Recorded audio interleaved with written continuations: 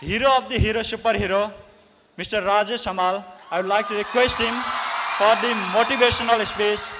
Rajesh Hamal. Distinguished Chief Guest, Professor Pradhan,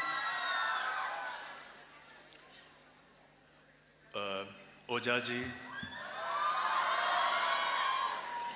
respected principal, teachers, and most importantly, the students who are present here today. Good afternoon to everyone. You know, I'm truly delighted to be here amongst you, and I really mean this. You know, besides my passion for cinema and traveling, what I love most is to be with young people like you, to interact, to understand, because I truly believe that the youth are the pulse of today, the present. You are the vibrant force of today. What you think, what you aspire, what you dream, the way you conduct yourself, the way you carry yourself, will not only determine the society of tomorrow or the country of tomorrow, or for that matter, the world of tomorrow, but you also play a very vital role in the present. That is my firm belief. What you do, what you think, what kind of taste you have, what kind of outlook you have, what kind of mannerism you have, makes the dynamism of today, of the present as well. That kind of power you guys have.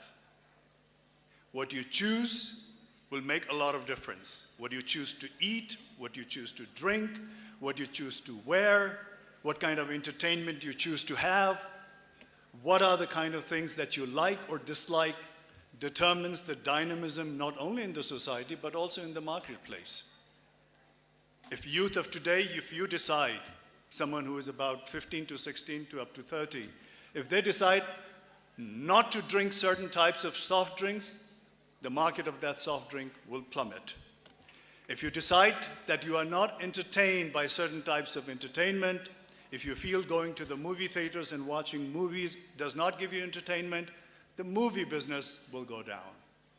If you choose to dislike certain types of clothes, certain types of mannerism, the same thing will happen to that as well. That is the kind of power that you guys have. But I am not sure whether the youth of today are aware of that power or whether they are utilizing their power on their own. Because I believe, you know, in today's age, in the information age, in the cyber age, other sources are making decisions for you. Other factors are directing you to do what you're supposed to do. What kind of fun you should have, what kind of food you should enjoy, what kind of entertainment you should have, what kind of clothing you should wear, what kind of gadgets you should own.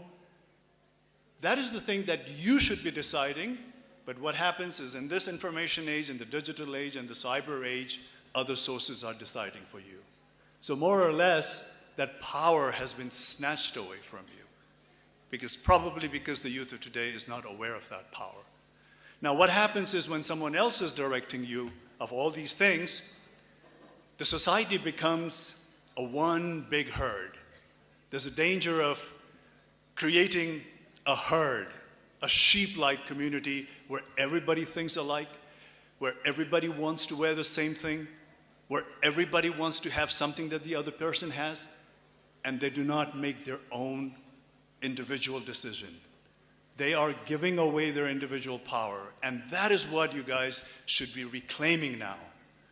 You know, it's all right to be similar, but it is much more better to be different, to have your own individual opinion, to have your own individual taste, to have your own individual creativity, and to be directed by that and to be motivated by that gives you a true personality, gives you a true identity. So this is what I really want to tell the youth of today is reclaim that power that you guys have, your individuality, your personality, you know, the thing that you're capable of your own. Because now I see you here, you know, gathered. I can either look at you as a bunch of students, or I can look at you as individuals. If I look at you as a bunch of students, I will just see similar things, similarities, same age, same reaction, same kind of thought process. But if I look at you individually, each of you have something to offer. Each of you have certain types of skills and talents that you can bring into the table. And you should be recognizing that, and you should be utilizing that. Because I'm not saying that all of you are equal, but what I'm saying is each one of you are different. And cash on that. Utilize that. Don't compare yourself to others. Don't go by what the trend is saying. Don't go by with all the information that you have been bombarded with that is the right way to do things or think things. Don't go by that. Be your own creation. Utilize your creativity. Because each of you are an individual. Each of you have different types of skills, different types of talents, different types of capability. All you have to do is recognize that, to pinpoint that. You know? Some of you might be good in the future, some of you might be a great CEO. Some of you might be a great chef. It doesn't matter. As long as you are utilizing your skill, as long as you're utilizing your capability. Because, you know, in long run, when you go into life tomorrow, you at this stage, probably all of you have certain goals, you know, the goals that you want to achieve. You're probably saying that I want to excel in this, I want to become this, I want to become a great banker maybe, I want to become a great CEO in the future maybe. And you make certain goals for yourself. But let me tell you, goal is not the end by itself. What you think as a goal is only the means. What you should actually aspire for is the growth in you. And the growth happens on an everyday basis. How to grow better, how to be a better person, how to achieve better things, so that ultimately one day you'll be in your goals. Once you have put your goals in place, according to the capacity and capability that you have, on a day-to-day basis, what you should concentrate on is how to grow better. Forget about your goal. As long as you're growing better each day, as long as you're learning each day, as long as you're being a better person each day, ultimately, if you get the goal, you become a very, very capable person. And even if you don't get the goal, what happens is that you will not be empty-handed. You would have become a better person, and you will end up doing something or the other. So the idea is the growth. Because in life, science says that whatever comes in life ultimately degenerates, ultimately dies away, ultimately fades away. You're born, you grow, you reach a certain peak, and then your decline starts, and then you meet your end. Everything happens like that. In the nature, in the living beings, you're born, you blossom, and then you die. But the only thing that remains with you throughout your life, which you can grow it constantly, is your knowledge, your spirit. That you can make it grow all your life. Even if your body gives up, even if you're weak and feeble in your old age, as long as you are constantly growing in your mind and in your spirit, you are becoming fruitful. So that is the only thing that keeps on growing for the entire life of yours, unless if you are attacked by some terrible disease of the mind. As long as that is not happening, that is the only thing that grows constantly. Otherwise, everything else degenerates. Today, you are young people. You have not peaked yet. At certain age, you will be peaking. And then once you peak, you'll reach your saturation points, and then the downhill starts, and then the course of the nature takes place. But that doesn't mean that spiritually and mentally that you will not be growing. As long as your mind is functioning, you'll be growing all your life. So that is what you should be concentrating and focusing on, to grow yourself mentally. There is a story of this great writer. And this writer says, at one stage of his life, a disease, a fatal, very dangerous disease hits him. And his body becomes very, very weak, and he degenerates. So his whole body is not functioning, but his mind is still functioning. And even at that stage, because his mind is functioning, he's willing to grow all the time. He's willing to lift up his spirit all the time. And then what he wrote at that stage was, he says, my hands are weak, because he's a sick person. He's an old person. He says, my hands are weak, but my writing is strong. He says, I have lost my speech, but my voice is strong. He says, I have diminished, but then he says, I have grown at the same time. So that is what happens. As long as you're concentrating on becoming a better person, growing all the time, that will, complete you as a human being, and that will be by your side all your life. So that is what you should concentrate on.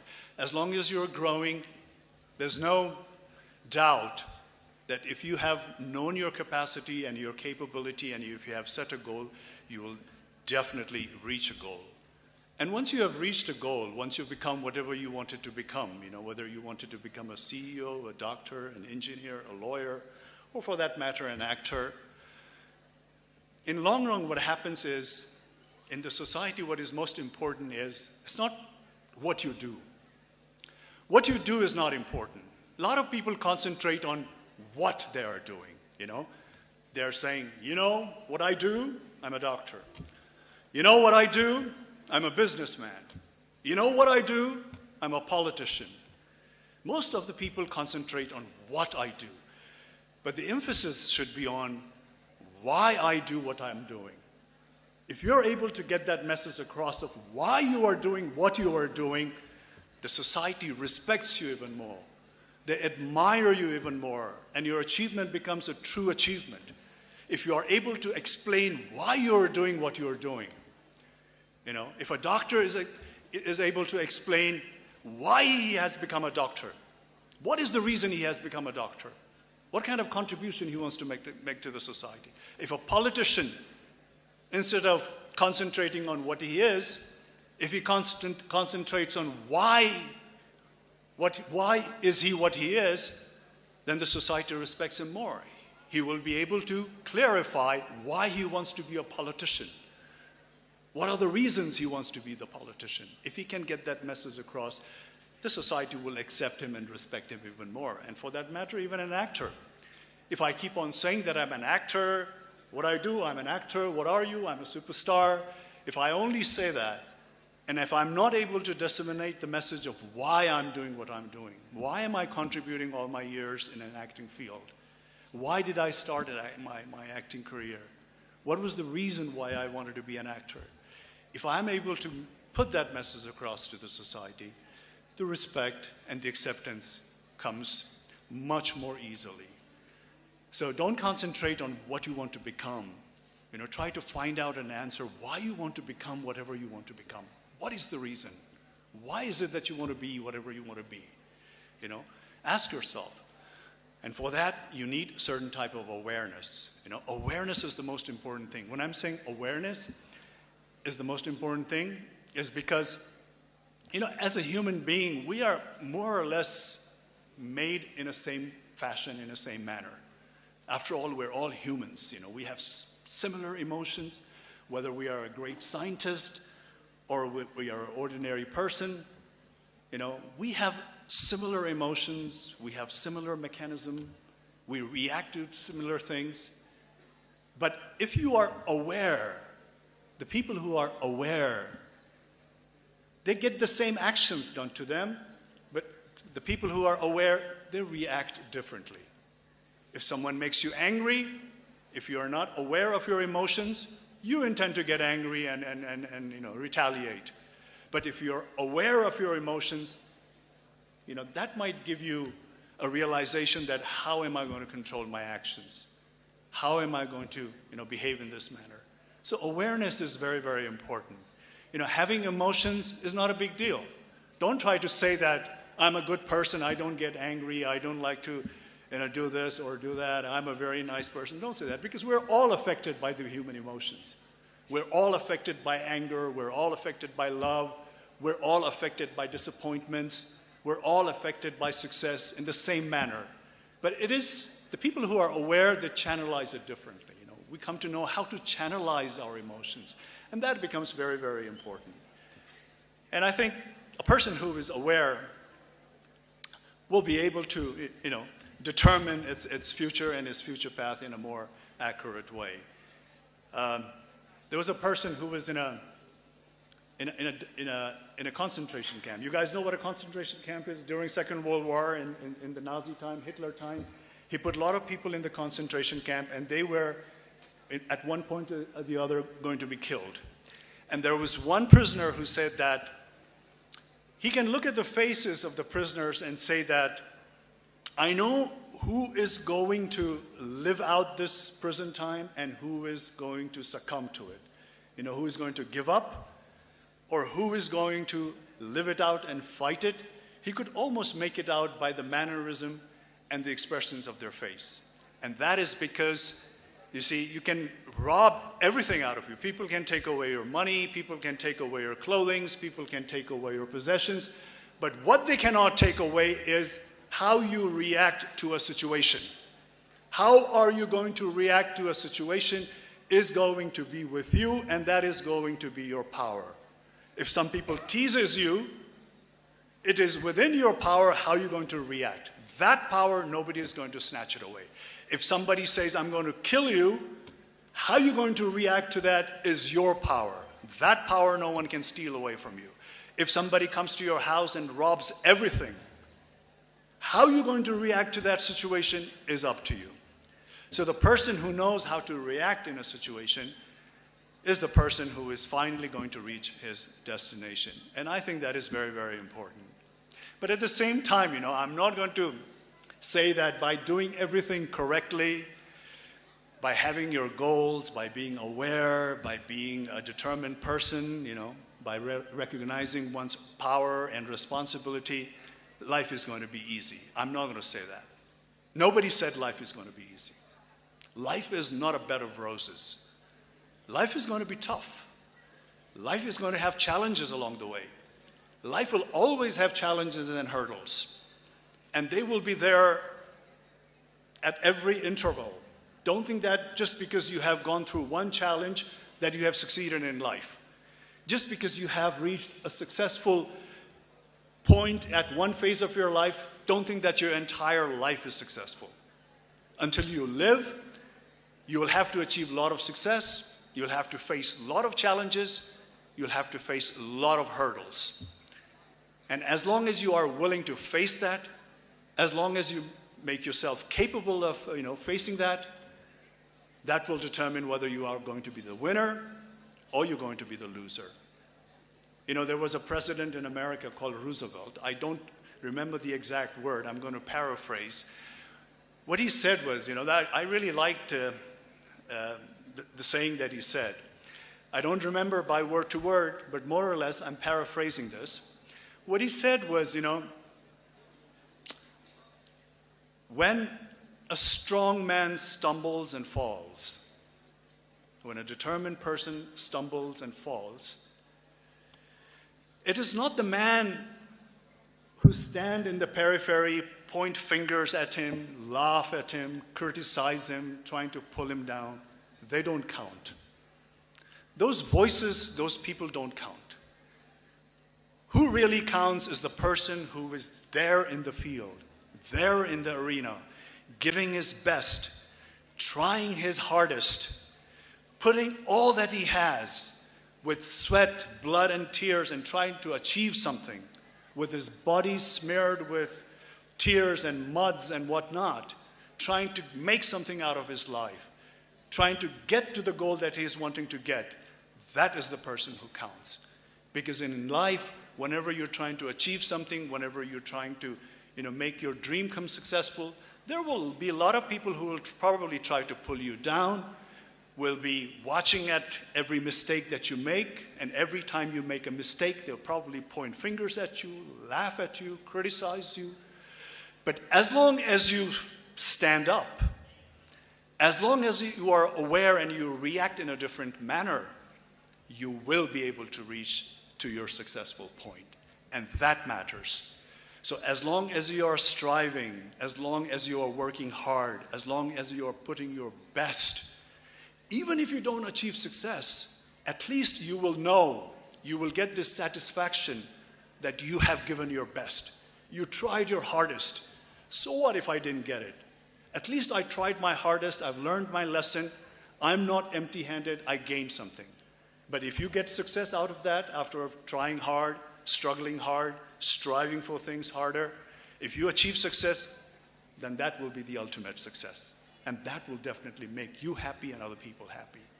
Because in life, no matter what happens, winning is important. To win is important. But not winning by hook or by crook.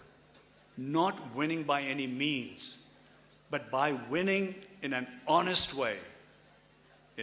Winning by helping other people, being compassionate to other people. When you are getting to the winning position, helping other people along the way as well. And despite that, if you actually become a winner tomorrow, everybody will appreciate that. Everybody will consider you as a true winner because you have gone there by your honest means, by helping other people, by being compassionate to other people, and not by hook or by crook. So I ask you all to be a winner in life, be a winner in a very honest way, in a compassionate way, protect your individuality, and have a wonderful life. Thank you very much.